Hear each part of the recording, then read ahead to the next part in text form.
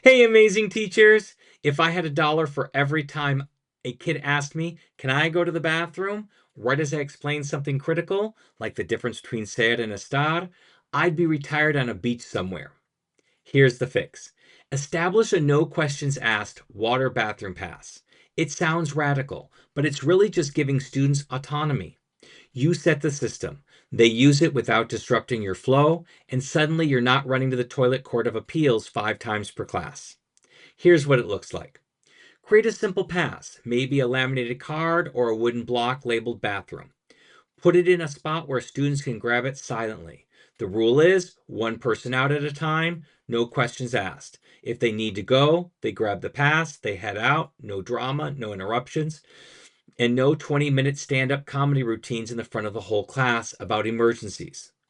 I even tell mine, you don't need to ask, just be responsible. That tiny bit of trust pays off big time in reducing interruptions. And the bonus? Students love the freedom, and you love the silence.